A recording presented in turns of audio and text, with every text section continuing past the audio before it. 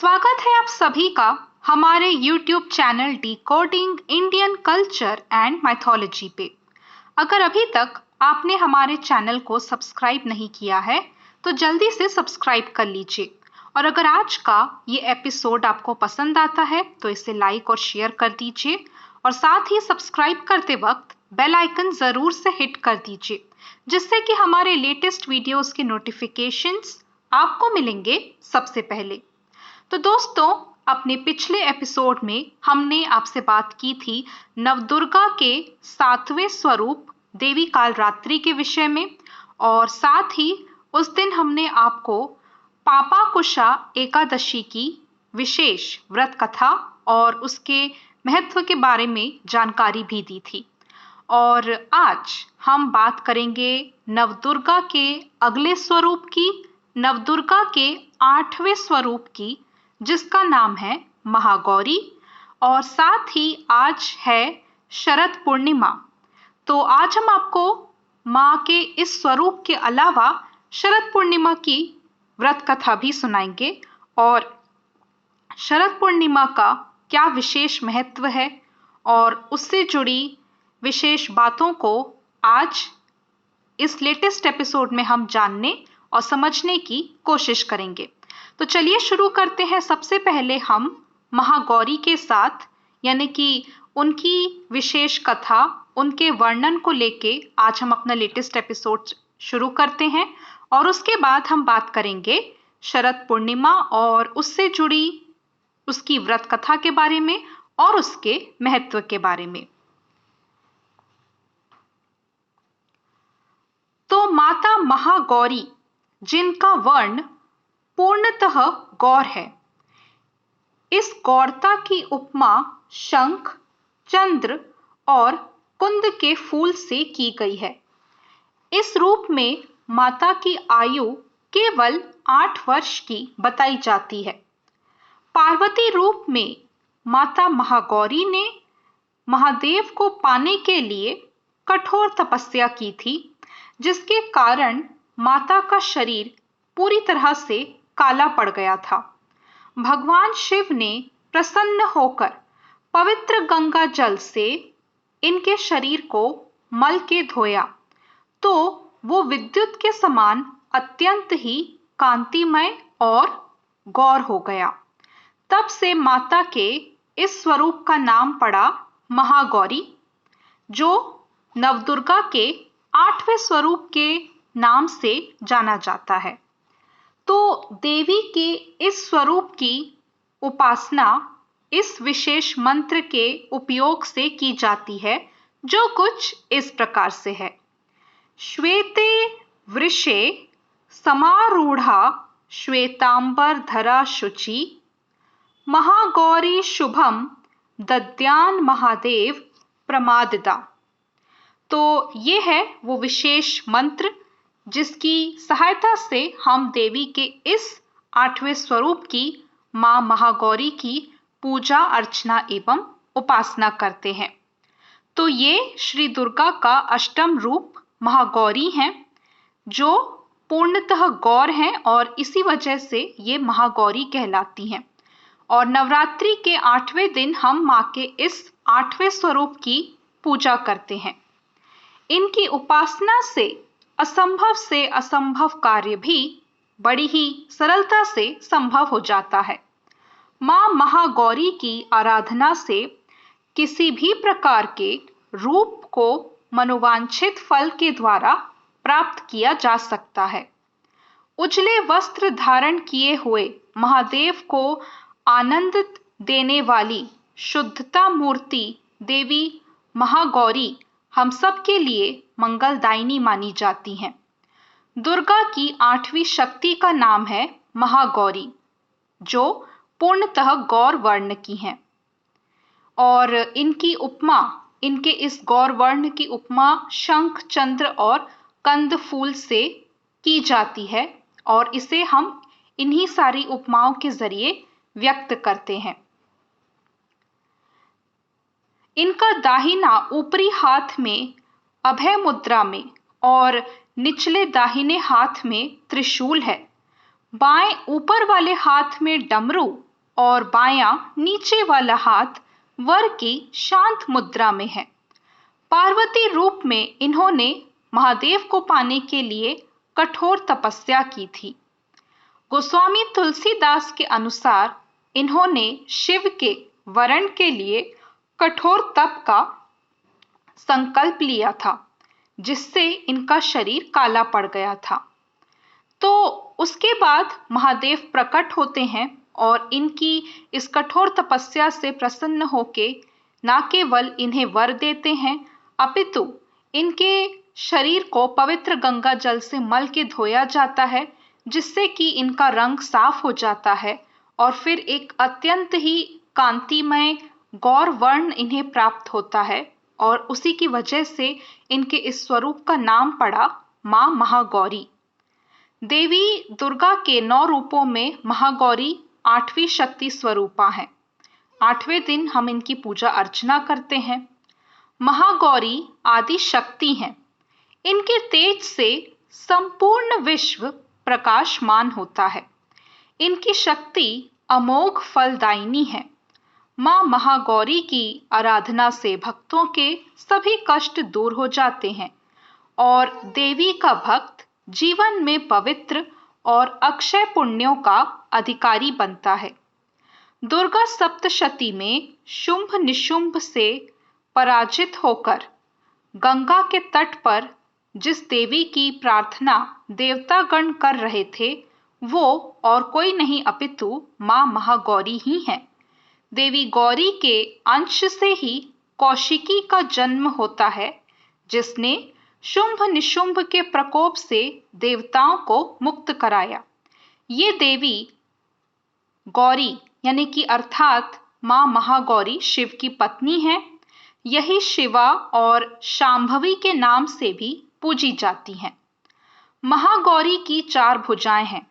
उनकी दाईं भुजा अभय मुद्रा में है और नीचे वाली भुजा में त्रिशूल शोभता है।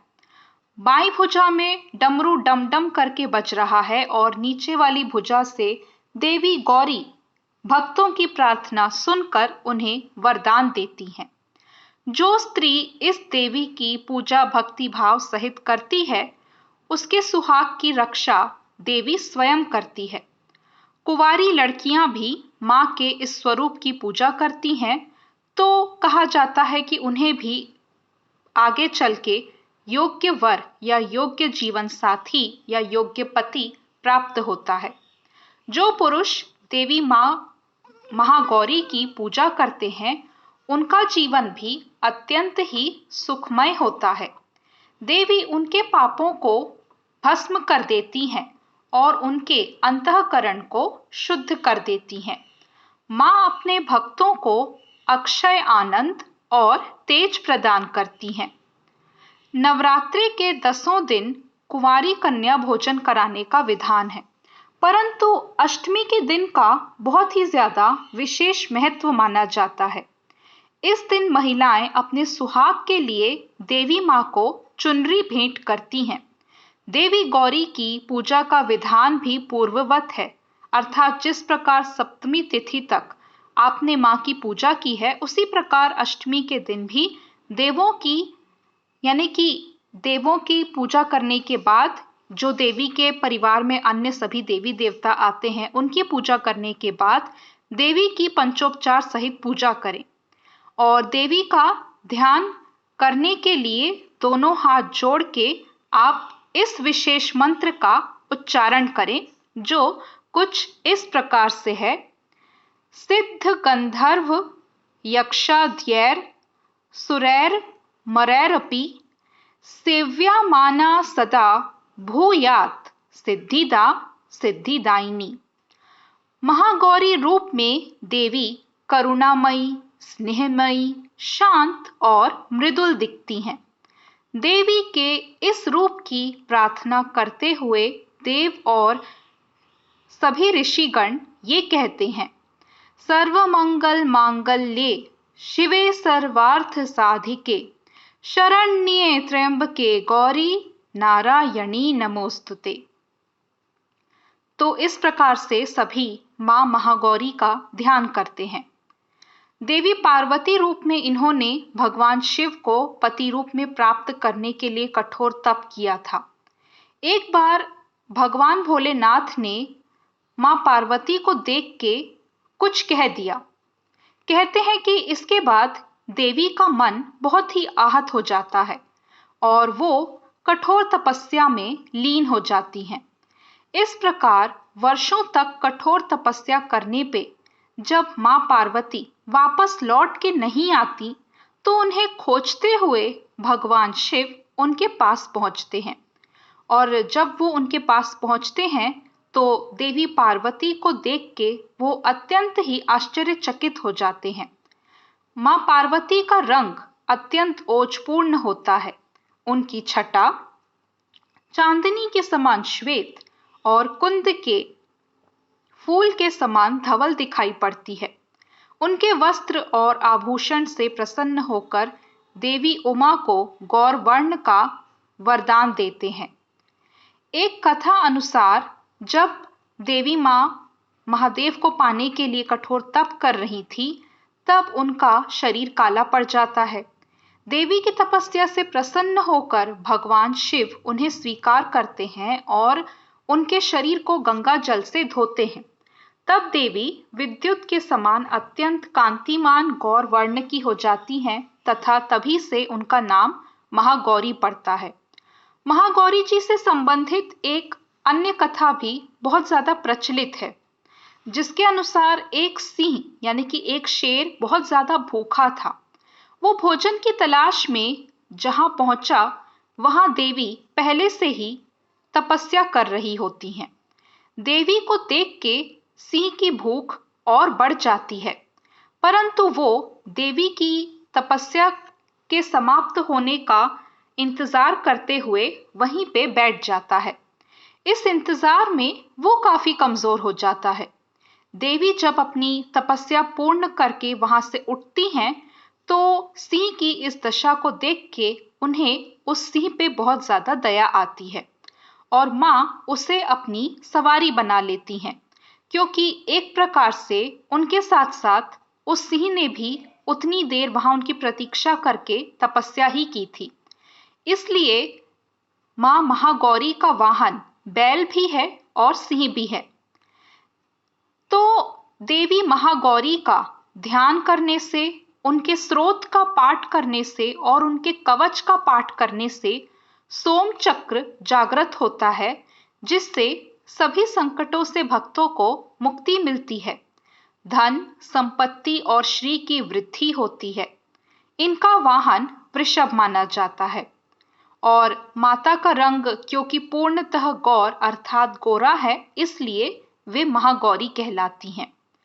तो ये है वो विशेष कथा जो जुड़ी हुई है मां महागौरी से, जिसमें हम कई प्रकार से उन्हें इस रूप में आते हुए देखते हैं और उनके इस रूप के वर्णन को भी हमने जाना। इसके पीछे क्या वजह थी वो हमने समझने की कोशिश की और अपने इस रूप में मां किस प्रकार से अपने भक्तों को आशीर्वाद देती हैं, उनका कल्याण करती हैं और उनका मंगल करती हैं, ये हमने आज की इस विशेष कथा में समझने की कोशिश की।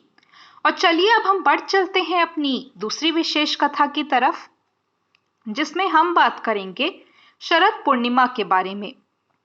जी हाँ, आज शरद पूर्णिमा की ही तिथि है और शरद पूर्णिमा की भी एक विशेष व्रत कथा है और साथ ही शरद पूर्णिमा का हमारी संस्कृति में, हमारे सनातन धर्म में कितना ज्यादा विशेष महत्व माना जाता है, उसे भी आज हम अपने इस लेटेस्ट एपिसोड में जानने और समझने की कोशिश करेंगे।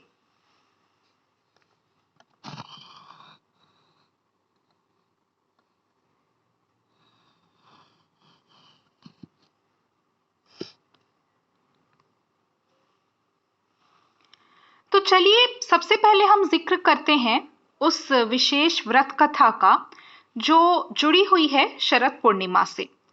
तो शरद पूर्णिमा में व्रत रखने का भी विधान है और इस व्रत से जुड़ी हुई एक विशेष कथा है जिसका वर्णन शरद पूर्णिमा में किया जाता है। तो वो विशेष व्रत कथा जो जुड़ी हुई है शरद पूर्णिमा के इस त्योहार से, वो कुछ इस प्रकार से है। माना जाता है कि एक गांव था जहां पे एक साहूकार रहा करता था और उस साहूकार की दो पुत्रियां थीं, एक बड़ी पुत्री और एक छोटी पुत्री, यानी कि एक छोटी बेटी जिसकी बड़ी बहन थी। तो वो दोनों ही बेटियां जो रहती हैं वो अक्सर शरद पूर्णिमा का व्रत रखा करती थीं। लेकिन उन दोनों का जो व्रत रखने का तरीका था वो काफी अलग था, क्योंकि उन दोनों की आस्था जो थी वो एक दूसरे से काफी अलग थी। जहां बड़ी बेटी यानी कि साहूकार की बड़ी पुत्री पूरी आस्था, पूरे विश्वास और सभी नियमों का पालन करते हुए ये व्रत रखा करती थी, पूरी आस्था पूरे विश्वास के साथ, वहीं छोटी पुत्री थोड़ी सी लापरवाह थी। कहीं ना कहीं ये कह सकते हैं कि व्रत तो वो भी रखती थी, लेकिन उसमें शायद उसे उतनी ज्यादा श्रद्धा नहीं थी, शायद उसका विश्वास अपनी बड़ी बहन जैसे अटूट नहीं था। कहीं ना कहीं उसकी भक्ति, उसकी आस्था, उसके विश्वास में कुछ तो कमी थी। उसका व्रत उस प्रकार से पूर्ण नहीं हो पाता था जिस प्रकार से उसकी बड़ी बहन अपना व्रत जो है पूर्ण निश्चय के साथ संपन्न किया करती थी। खासतौर से शरद पूर्णिमा में विशेष महत्व माना जाता है चंद्रमा के उदित होने का, क्योंकि जब एक बार चंद्रमा उदित हो जाता है तो उसकी पूजा पाठ करने के पश्चात ही हम अपना व्रत खोल सकते हैं। जैसे कि करवा चौथ होता है, करवा चौथ में भी सबसे पहले हम ये देखते हैं कि जो शादीशुदा स्त्रियां होती हैं या फिर जो शादीशुदा नहीं भी होते हैं तो वो भी अच्छे जीवन साथी की कामना से करवा चौथ का व्रत रखते हैं। और जो विवाहित स्त्रियां होती हैं, जो शादीशुदा होती हैं, वो तो रखती ही हैं करवा चौथ का व्रत। लेकिन उसमें भी सबसे ज्यादा महत्व इसी बात का होता है कि जब हम चंद्रमा के दर्शन कर लेते हैं उसके पश्चात ही करवा चौथ का व्रत खोला जाता है, उसका समापन किया जाता है। ठीक इसी प्रकार शरद पूर्णिमा में भी, शरद पूर्णिमा का जो व्रत है उसमें भी इस बात का बहुत ही ज्यादा विशेष ध्यान रखा जाता है कि जब आपको चंद्रमा के दर्शन हो जाते हैं उसके पश्चात ही आप अपना व्रत खोलते हैं, आपके व्रत का समापन होता है और तत्पश्चात आप कुछ भी ग्रहण कर सकते हैं, क्योंकि आप अपना व्रत तब समाप्त कर लेते हैं। तो यहाँ पे जो बड़ी बहन थी वो तो इन सारे ही नियमों का बहुत ज्यादा ध्यान रखती थी और सारे नियमों का पालन करते हुए वो अपना व्रत रखती भी थी और अपने व्रत को संपन्न भी करती थी। लेकिन छोटी बहन जो थी वो थोड़ी सी लापरवाह थी और वो इन सारे नियमों का उतने ठीक प्रकार से पालन नहीं कर पाती थी।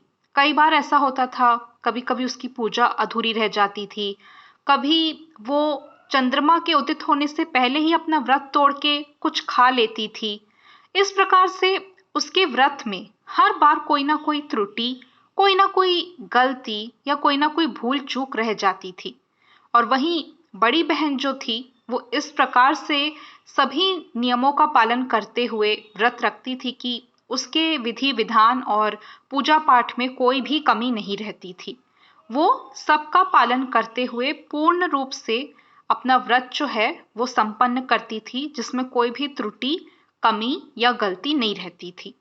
तो एक अंतर आ जाता था उन दोनों बहनों की पूजा पाठ में, व्रत के विधि विधान में, जहाँ पे बड़ी बहन पूरी तन्मयता के साथ उस व्रत को पूरा करती थी और छोटी बहन कुछ ना कुछ गलती करके उस व्रत को अधूरा कर देती थी। उस व्रत के सभी विधि विधानों को वो पूरा नहीं कर पाती थी।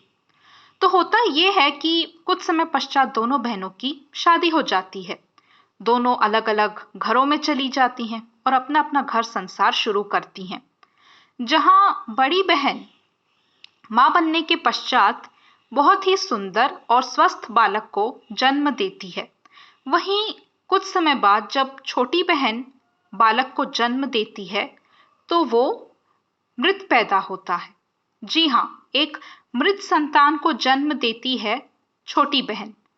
और इस प्रकार से उसने आगे भी जब अपनी अन्य संतानों को जन्म दिया तो हर बार उसकी संतान मृत ही पैदा होती थी और वो बहुत लंबे समय तक इस प्रकार से संतान सुख से वंचित थी।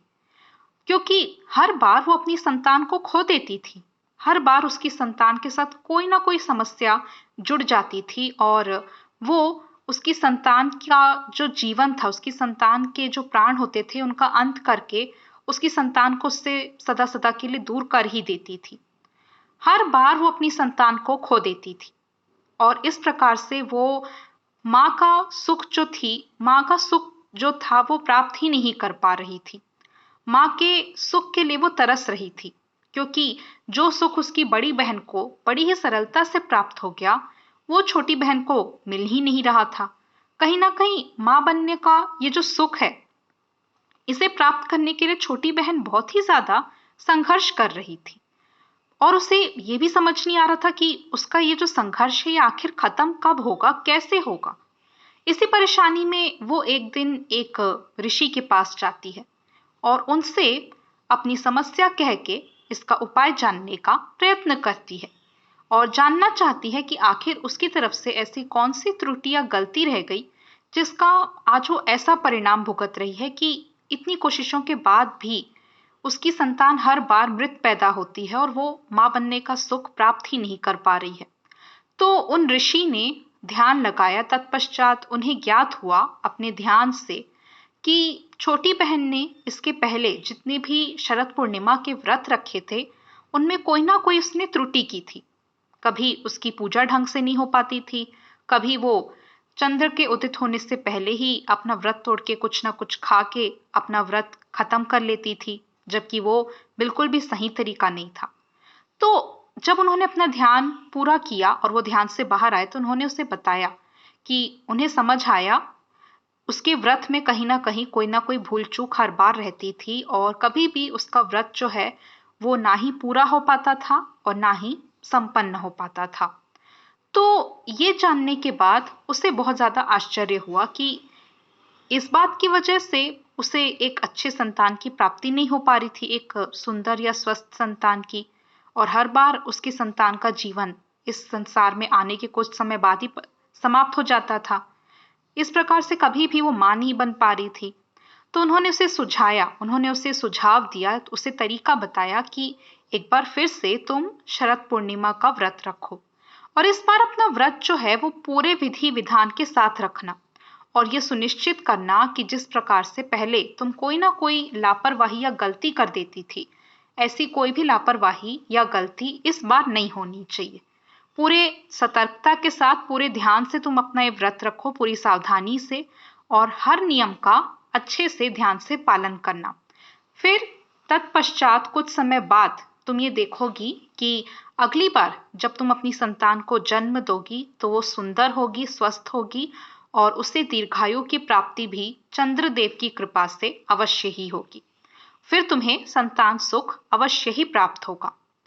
तो उनकी बात को मानते हुए छोटी बहन ने एक बार फिर से शरद पूर्णिमा का व्रत रखा और इस बार उसने पहले की तरह कोई भी गलती, भूल चूक या लापरवाही नहीं की, बल्कि पूरे ध्यान से उसने सभी नियमों का, सभी विधि विधान का अच्छे से पालन किया और बहुत ही बढ़िया से उसने अपना व्रत पूरा किया। बहुत अच्छे से, पूरे निश्चय के साथ और पूरी आस्था के साथ उसने अपने व्रत का समापन भी किया और सारे नियमों का बहुत अच्छे से ध्यान रखते हुए उसने अपना व्रत पूरा किया, जहां पे ना तो उससे कोई गलती हुई थी, ना ही उससे कोई कमी रही थी। लेकिन कुछ समय बाद जब वो एक बार फिर से मां बनती है तो जो उसका दुख है वो खत्म नहीं हो पाता है, क्योंकि एक बार फिर से जब वो अपनी संतान को जन्म देती है तो कुछ समय पश्चात ही उस संतान के भी प्राण समाप्त हो जाते हैं, उसका भी जीवन समाप्त हो जाता है। यहाँ पे एक बार फिर से वो अपनी संतान को खो देती है। उसे समझ नहीं आता कि जब उसने इस बार का व्रत बहुत ही अच्छे से रखा था, बिना किसी गलती या भूल चूक के, तो अब भी उसे संतान सुख की प्राप्ति क्यों नहीं हो पा रही। अब कौन सी कमी रह गई है जो उसके साथ एक बार फिर से वही घटनाक्रम हो रहा है और दोबारा से वो मां बनने का सुख हासिल नहीं कर पा रही। एक बार फिर से उसने मृत संतान को जन्म दिया और उसका जो मां बनने का सपना है वो इस बार भी पूरा नहीं हो पाया। फिर उसे एक तरीका सूझता है, वो ये कि उसकी बड़ी बहन ने आज तक जितने भी व्रत रखे थे वो सब पूर्ण भी थे और सफल भी। तो उसे ऐसा लगता है कि इस मामले में उसे अपनी बड़ी बहन की सहायता लेनी चाहिए और हो सकता है कि उनकी सहायता से इस बार उसकी जो मृत संतान थी वो शायद पुनर्जीवित हो जाए, उसे शायद एक नया जीवन प्राप्त हो जाए। तो इसी आशय से, इसी मंशा से उसने अपने घर पे अपनी बड़ी बहन को बुलाया और जब उसकी बड़ी बहन उसके घर पे आती है तो अनजाने में ही उसकी बड़ी बहन उसकी जो मृत संतान होती है उसकी देह को, उसके शरीर को स्पर्श कर देती है और उसे जब यह एहसास होता है कि उसने एक मृत पुत्र की संतान यानी कि एक मृत संतान की देह को स्पर्श कर लिया है, तो उसने अपनी छोटी बहन से ये कहा कि उसे ध्यान रखना चाहिए कि वो अपने बच्चे को एक सुरक्षित जगह पे सुलाए। लेकिन उसे इस बात का ज्ञान नहीं था कि यहाँ पे जिस संतान का देह उसने रखा था वो तो पहले से ही मृत थी और वो तो बस ये चाहती थी कि किसी प्रकार उसकी बड़ी बहन का स्पर्श उसकी मृत संतान को मिल जाए जिससे कि वो पुनर्जीवित हो जाए। और उसका ये विश्वास सच भी हो जाता है।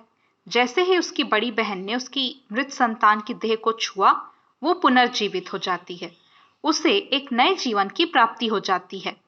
तो यहाँ पे उसकी छोटी बहन का ये जो संघर्ष है वो समाप्त हो जाता है, जहाँ पे वो संतान नहीं प्राप्त कर पा रही थी। हर बार उसकी संतान मृत ही पैदा होती थी या फिर पैदा होने के कुछ वक्त बाद उसका जीवन खत्म हो ही जाता था। लेकिन जैसे ही उसकी बड़ी बहन के हाथों उसकी मृत संतान की देह को स्पर्श प्राप्त हुआ वो पुनर्जीवित हो गई और फिर उसे दीर्घायु, सुंदर और स्वस्थ जीवन की प्राप्ति होती है। और यहाँ पे उसकी छोटी बहन का मां ना बनने का ये जो दुख है वो भी सदा सदा के लिए दूर हो जाता है, समाप्त हो जाता है। तो फिर उसने अपनी बड़ी बहन को बताया कि उसका आशय, उसका मकसद यही था कि वो उसकी मृत संतान की देह को छू दे जिसके आशीर्वाद से वो पुनर्जीवित हो जाए और इसलिए उसने अपनी मृत संतान की देह को उसकी बहन के सामने रखा था और वो चाहती थी कि वो उसे अपने हाथों से स्पर्श करके नया जीवन दान दे और उसके उस दुख का अंत कर दे। तो तत्पश्चात दोनों बहनें अपने अपने संसार में सुखी रहने लगती हैं। उनका जीवन जो है वो बहुत अच्छे से सुचारू रूप से चलने लगता है और उनकी सारी ही मनोकामनाएं पूर्ण होने लगती हैं। और यहाँ पे चंद्रदेव की कृपा उसकी छोटी बहन को भी प्राप्त हो जाती है क्योंकि इस बार उसने उनका व्रत बहुत अच्छे से रखा था और तत्पश्चात उसकी संतान के जीवन में कोई कष्ट नहीं आता। उसे जो एक नया जीवन दान प्राप्त हुआ था उसके बाद उसकी संतान सुंदर भी होती है, स्वस्थ भी होती है और उसे दीर्घायु की प्राप्ति भी हो जाती है। और यहाँ पे उसकी छोटी बहन का जो माँ बनने का सपना रहता है वो भी फिर पूरा हो जाता है और फिर दोबारा से उसे या उसकी संतान को किसी प्रकार के कष्ट का सामना नहीं करना पड़ता। तो देखा आपने कि किस प्रकार से चंद्रदेव की कृपा प्राप्त होते ही और बड़ी बहन का स्पर्श प्राप्त होते ही, क्योंकि उन्होंने चंद्रदेव का व्रत हमेशा से बहुत अच्छे से किया था, तो फिर चंद्रदेव का पूरा पूरा आशीर्वाद मिल जाता है उसकी छोटी बहन को, उसके पुत्र को और उन दोनों ही माँ और संतान को एक नया जीवन प्राप्त हो जाता है जहाँ पे उन्हें कोई भी परेशानी नहीं होती, कोई समस्या नहीं होती और उनके संघर्ष और उनके दुखों का अंत हो जाता है। तो ये है वो विशेष व्रत कथा जो जुड़ी हुई है आज के इस शरद पूर्णिमा के व्रत से और ये हमें समझाती है कि शरद पूर्णिमा का क्या महत्व है, शरद पूर्णिमा का कितना ज्यादा विशेष महत्व है हमारी संस्कृति में, हमारे सनातन धर्म में। तो शरद पूर्णिमा का अमृतमयी चांद जो है वो अपनी किरणों से स्वास्थ्य का वरदान लेके आता है।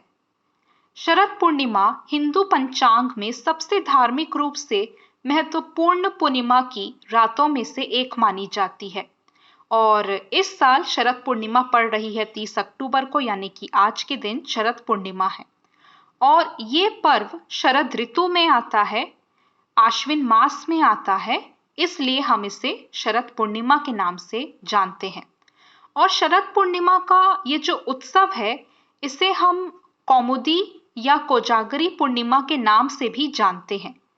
तो यहाँ पे हम ये देखते हैं कि आज के दिन हम शरद पूर्णिमा के अलावा कौमुदी उत्सव, कुमार उत्सव, शरद उत्सव, रास पूर्णिमा, कोजागिरी पूर्णिमा या कमला पूर्णिमा के नाम से भी इस उत्सव को पहचानते हैं। और आज के दिन केवल चंद्रदेव की ही पूजा अर्चना नहीं की जाती या फिर उनका ही व्रत नहीं किया जाता, अपितु असम, बंगाल और उड़ीसा जैसे प्रदेशों में, उड़ीसा, असम और बंगाल जैसे राज्यों में आज के ही दिन माता लक्ष्मी के भी सभी स्वरूपों की पूजा करने का एक विशेष विधान है। जी हाँ, शरद पूर्णिमा के दिन ही असम, पश्चिम बंगाल और उड़ीसा में माता लक्ष्मी की विशेष पूजा की जाती है। और ये माना जाता है कि अगर आज के दिन हम उनकी विधि विधान के साथ पूजा करते हैं और माता लक्ष्मी का आशीर्वाद प्राप्त करते हैं तो घर में कभी भी धन धान्य की कमी नहीं होती और माता लक्ष्मी के आशीर्वाद से, उनकी कृपा से गरीबी और सभी समस्याएं सदा सदा के लिए दूर हो जाती हैं। तो आज का ये दिन जो है वो केवल शरद पूर्णिमा का नहीं है, अपितु आज के दिन को हम कोजागिरी पूर्णिमा या कोजागिरी पूजा के नाम से भी जानते हैं, जिसमें खास तौर से पश्चिम बंगाल, ओडिशा, असम जैसे राज्यों में हम ये देखते हैं कि माँ लक्ष्मी की पूजा करके उनके आशीर्वाद को प्राप्त किया जाता है। शरद पूर्णिमा को हमारे देश के कई राज्यों में फसल उत्सव के रूप में भी मनाया जाता है और मॉनसून के बाद सर्दियों के मौसम की शुरुआत शरद पूर्णिमा से ही होती है। इस समय सबसे विशेष महत्व खीर खाने का माना जाता है। चंद्रमा की रोशनी में खीर को रखा जाता है और चंद्रमा की जो विशेष किरणें आज के दिन निकलती हैं, उनके प्रभाव से जो खीर है वो एक विशेष शक्ति प्राप्त कर लेती है। हाँ, एक साधारण सी खीर जो आप अपने हाथों से बनाते हैं, वो अगर आप चंद्रमा की रोशनी के दिन आज रख देते हैं शरद पूर्णिमा को, तो वो एक अमृतमयी खीर बन जाती है, जिससे कि बड़े से बड़े रोगों का भी इलाज किया जा सकता है और जिसे ग्रहण करने से आपको विशेष कृपा, विशेष आशीर्वाद प्राप्त होता है चंद्रदेव का। तो ये विशेष महत्व है शरद पूर्णिमा का, जिस दिन हम खीर का सेवन करके चंद्रदेव का आशीर्वाद प्राप्त कर सकते हैं। आश्विन मास के शुक्ल पक्ष की पूर्णिमा को शरद पूर्णिमा कहा जाता है। यूं तो साल में 12 पूर्णिमा तिथियां आती हैं, लेकिन आश्विन मास की पूर्णिमा तिथि को बहुत खास माना जाता है। इसे ही हम शरद पूर्णिमा के नाम से जानते हैं और शरद पूर्णिमा से ही शरद ऋतु का आगमन होता है। शरद पूर्णिमा पे चंद्रमा की रोशनी से रात्रि में चारों ओर उजियारा छा जाता है। सनातन धर्म की परंपरा में आश्विन मास की पूर्णिमा तिथि को शरद पूर्णिमा का पर्व हर्षोल्लास के साथ मनाने की धार्मिक और पौराणिक परंपरा रही है। इस पूर्णिमा में अनोखी चमत्कारी शक्ति निहित मानी जाती है। ज्योतिष गणना के अनुसार संपूर्ण वर्ष में आश्विन शुक्ल पक्ष की पूर्णिमा के दिन ही चंद्रमा 16 कलाओं से युक्त होता है। 16 कलाओं से युक्त चंद्रमा से निकली रोशनी समस्त रूपों वाली बताई जाती है। इस दिन चंद्रमा पृथ्वी के सर्वाधिक निकट होता है, जबकि रात्रि को दिखाई देने वाला चंद्रमा अपेक्षाकृत आज के ही दिन अधिक बड़ा होता है। ऐसी मान्यता है कि आज के ही दिन भूलोक पे माता लक्ष्मी भी विचरण करने पधारती हैं और जो व्यक्ति इस समय जागता है उसके घर पे उनकी विशेष कृपा होती है। तो इस बार शरद पूर्णिमा का त्योहार पड़ रहा है 30 अक्टूबर 2020 यानी कि आज के दिन शुक्रवार को। इसकी तिथि शुरू हो जाती है आज से ही, लेकिन अभी इसमें कुछ वक्त है क्योंकि शाम के 5:45 से इसकी तिथि शुरू होगी और अगले दिन 8:18 तक इसकी तिथि रहेगी, यानी कि 31 अक्टूबर 2020 शनिवार को रात के 8:18 पे ये तिथि समाप्त होगी। तो आज शुरू होने वाली ये शरद पूर्णिमा कल रात के 8:18 पे समाप्त होगी। 30 अक्टूबर को पूर्णिमा तिथि आरंभ होगी और कल के दिन ये समाप्त हो जाएगी। शरद पूर्णिमा की रात्रि में आकाश के नीचे रखे जाने वाली खीर को खाने से शरीर में पित्त का प्रकोप और मलेरिया का खतरा भी कम हो जाता है। साथ ही यदि आपकी आंखों की रोशनी कम हो गई है तो इस पवित्र खीर का सेवन करने से आंखों की रोशनी में भी सुधार हो जाता है। अस्थमा रोगियों को शरद पूर्णिमा में रखी खीर को सुबह 4 बजे के आसपास खाना चाहिए। शरद पूर्णिमा की खीर को खाने से हृदय संबंधी बीमारी भी दूर हो जाती है। पवित्र खीर के सेवन से त्वचा संबंधी समस्याओं और चर्म रोग में भी आराम मिलता है। एक अध्ययन के अनुसार शरद पूर्णिमा के दिन औषधियों की स्पंदन क्षमता अधिक होती है। रसाकर्षण के कारण जब अंदर का पदार्थ सांद्र होने लगता है, तब रिक्तिकाओं से विशेष प्रकार की ध्वनि उत्पन्न होती है। अध्ययन के अनुसार दुग्ध में लैक्टिक अम्ल और अमृत तत्व होता है। ये तत्व आज के चंद्रमा की जो किरणें निकल रही हैं, उनसे अधिक मात्रा में शक्ति का शोषण करता है। चावल में स्टार्च होने के कारण ये प्रक्रिया और भी आसान हो जाती है। इसी कारण ऋषि मुनियों ने शरद पूर्णिमा की रात्रि में खीर खुले आसमान में रखने का विधान बनाया है, जिसका पालन हम आज तक करते हैं। ये परंपरा विज्ञान के इसी आधार पे आधारित है, यानी कि इसी सोच पे आधारित है, जिसमें हम ये मानते हैं कि शरद पूर्णिमा के दिन हम चंद्रमा की रोशनी के नीचे अगर खीर रखें और उसका सेवन करें, तो उससे हमें निरोगी काया प्राप्त होती है, और अगर कोई बीमारी है भी तो उससे भी हमें मुक्ति मिल जाती है। शोध के अनुसार खीर को चांदी के पात्र में बनाना चाहिए।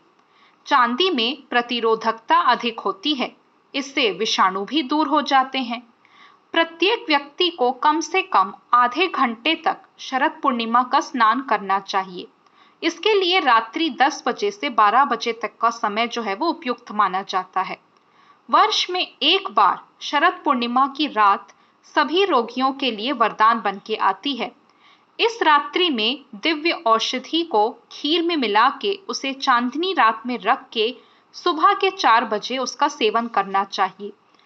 रोगी को शरद पूर्णिमा की रात में जागरण करना चाहिए और फिर इस विशेष औषधि के सेवन के पश्चात कुछ कदम पैदल चलना चाहिए।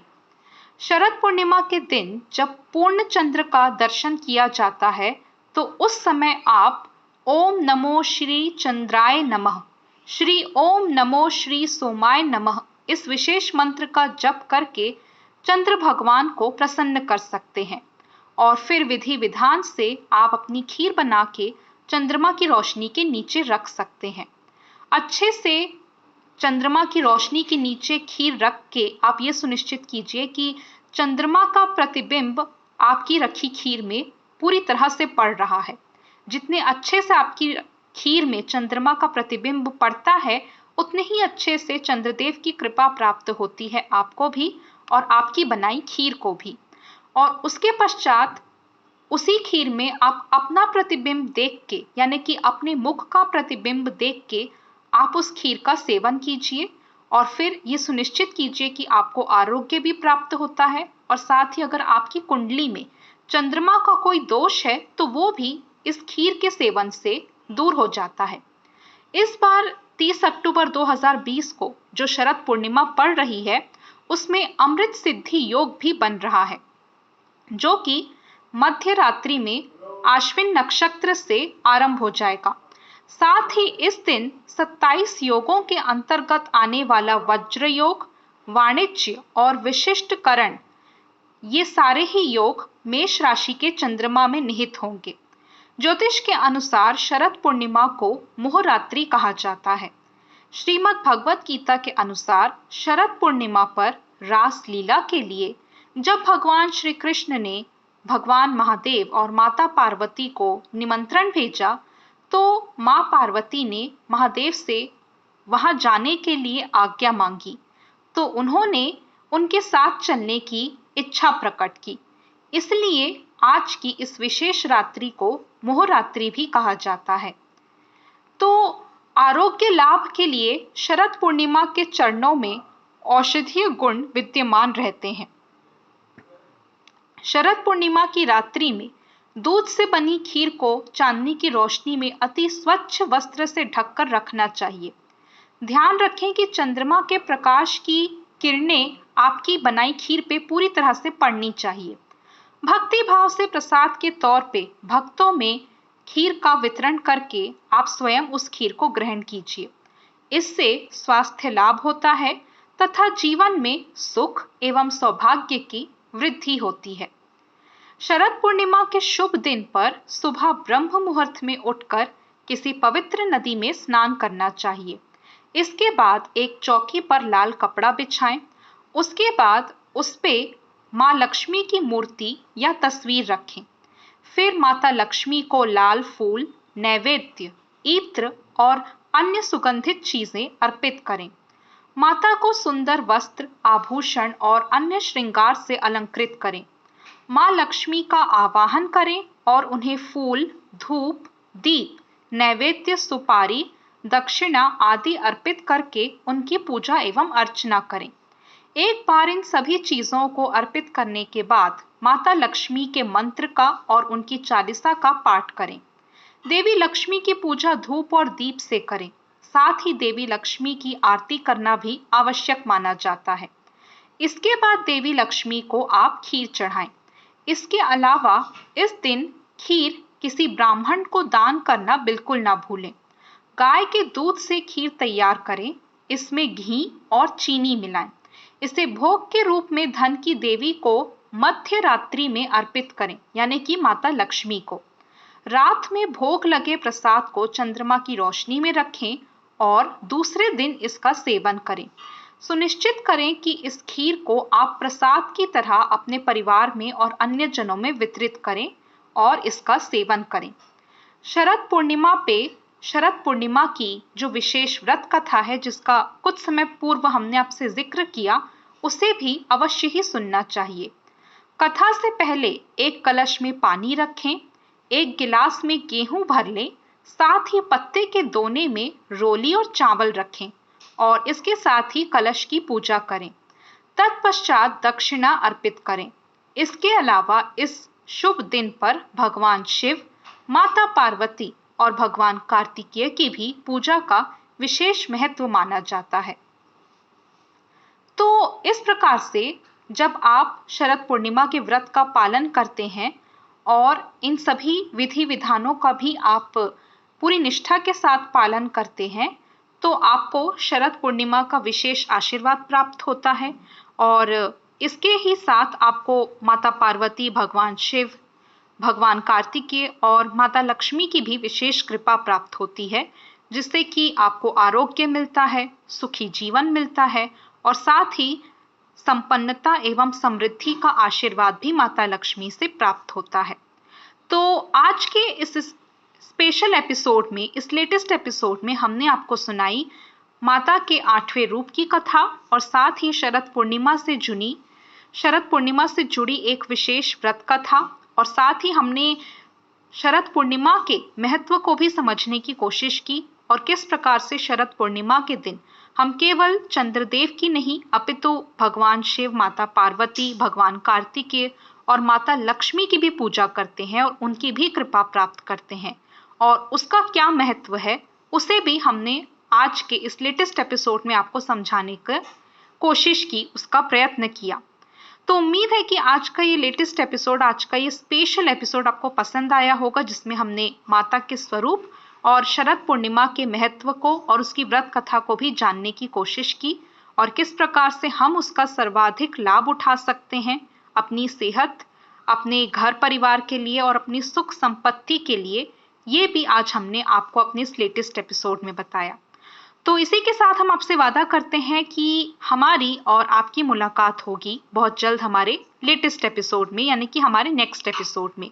तब तक अपना और अपने परिवार का ख्याल रखिए और शरद पूर्णिमा के इस शुभ अवसर का पूरा लाभ उठाइए। सभी देवी देवताओं की पूजा करके, व्रत का पालन करके, व्रत की कथा सुन के और चंद्रदेव की पूजा अर्चना एवं उपासना करके। तो तब तक के लिए आप सब अपना विशेष ख्याल रखिए और हमारी मुलाकात होगी बहुत जल्द। Till then take care, good bye, Tata.